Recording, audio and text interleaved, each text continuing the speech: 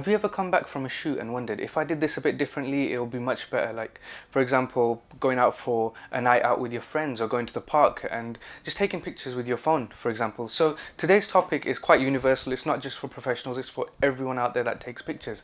So what we're going to be talking about is how you can make your pictures look more professional. So whether it's for professional shoots or not, that doesn't matter. Just making them look better so you can enjoy them for longer, and just post them on social media. They'll make your feed look much better as well. So these little steps make your Instagram feed, your Facebook feed, your other social media networks as well look much better and more professional. And if you are using them for professional reasons, it will get you more clients as well. And apart from that, if it's for a personal feed, it's just a portfolio of memories as well for you. So make sure to watch the whole video to the end. And I am revealing at the end what there's like a little surprise for you guys. It will be a video coming out soon, so enjoy and watch till the end. Hi guys, if you don't know me already, my name is Maz Ali. I'm a wedding photographer for a company called TDS Productions. We cover weddings worldwide for our amazing clients. Thank you to you guys, shout out to you guys. So if you're watching this, make sure you drop a comment as well if we've covered your wedding. It'd be lovely to hear from you again. Let's find out how everyone's doing in lockdown as well. I hope your creative juices are still flowing and you're just ambitious and positive during this hard time. Make sure you like and subscribe to this channel. There's a lot of new content coming out which we'll be talking about towards the end of this video as well. But before that, let's find out how you can make your pictures look more professional. Let's get straight into this. First things first, make sure you're in good light. That's point one. And I mean, you just got to embed that in your head, as I have. When I started photography, I didn't know how important light could be. But through the years, I think that's point number one. And that's the main point. And through the years, I have actually realized and recognized the importance of light and the importance of shadows in your pictures, in your video. They make a huge difference in the way the client or the viewer essentially looks at the images. It's amazing what you can do with light. We do that a lot here at TDS with artificial light sources such as LED lights, LED panels, strobe lights, on-camera flash. There's so much, there's endless opportunities with lighting, and that's for you to experiment. That's for you to find a style. That's what I mentioned in one of my previous videos as well. Find a style and stick to it. Just know what you enjoy and do that. It's an amazing industry, an amazing market photography is, and it's something that's personal to you. Now, my photography will be different to yours. Yours will be different to Mr. A and Mr. B.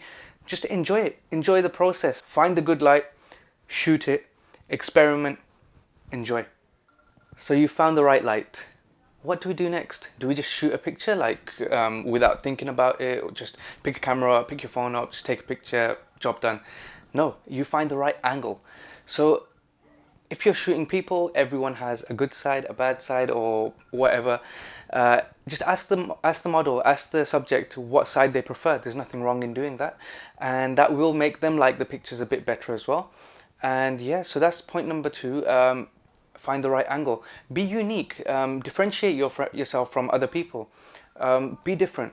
Just enjoy it and experiment with angles as well. It's something that I believe isn't talked about a lot, because light is very important and it overshadows the importance of angles. But just understand that it is important to get the right angle, and angles could make a huge difference to the whole theme, the whole feel of your pictures and your video.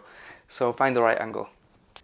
So this next point kind of merges in with angles, and it's the composition, the framing of your images. It's very important. It will definitely affect your viewer immensely, and you need to understand that as well. So we'll be talking about a good starting point, which would be the rule of thirds and leading lines. So I'll show you some examples of that shortly as well. So just have a look through them, understand the rules a bit better as well, and these will improve the quality of your pictures as well. And yeah, so that's another thing. But along with that, I think you got to look at taking environmental portraits as well. Make sure you get the actual environment, the scene, where your subject is standing, if it's a person, or the subject itself. Put it in an environment where it belongs and capture the environment with it as well. Put a bit more feeling into the image, put a bit more story into the image. When your image tells a story, it's automatically a good image, and you just don't want random pictures, and that will improve your pictures as well. So when you go to the park, make sure there's a story behind the image as well. It's not just random clicks. So for rule of thirds, you need to place your subject on one of these red circles, and then you will get that kind of effect you're looking for. And it looks really nice, this composition technique. I actually do this on phones. So here's an Android example. I'm not sure how to do it on an iPhone, but I'm sure there's an option. It's not going to be hard to find. Just to activate your camera, go on there, go to the settings in the top left, scroll down, and just check the grid lines. Now you can see the difference. Now it has the grid lines 3 by 3, and this will help you frame for your subjects and put the main item of whatever you're shooting in the rule of third guidelines, and that should help you a lot in making your pictures look much better and help you in your composition as well. Right, so for leading lines, as you can see, this bridge is leading towards the bride and groom. Moving on to the next picture, the arms are actually the leading lines towards the jewelry. And over here, we want them to see the little bubbles at the end of the scarf, so the scarf's the leading lines. Then we've got the bridge over here again, leading towards the bride and groom. So you can use this to your advantage. And here we've got the stairs. It points the viewer's eyes towards the subject. Sharpness, sharpness, sharpness. This is something that every professional talks about. This lens is sharp, this setting is sharp, this camera sensor is very sharp. What does this mean? Basically, it means the in focus area of your image is clear. Now, when you zoom in, sharpness can be identified even more, but you need to see this on a wider scale as well. Now, this is really good for Instagram as well and for Facebook, so just make sure, don't just put the sharpness up on the filter panel, don't do that. Make sure your hands aren't shaky when you take a picture. So one good tip would be to hold the phone with both hands and then take the image. Don't just hold it with one hand at a dodgy angle so it shakes. So yeah, keep your pictures as sharp as possible, and that will increase the professional look in your images as well. Time for a bonus tip. Edit your images. So you've gone out, taken the images, you're happy with the images, make sure you edit them. There's loads of free apps out there which I will guide you on which apps are good to use as well. Well, I'll guide you on one app which is amazing, it covers everything.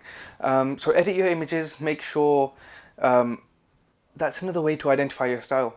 Make your images look different, and you can do this through editing. So the camera sensor can only do so much. Then it comes to your brain and your just mindset of what you want that image to be, and you can do anything with it. There's endless opportunities with editing. Use that to your advantage.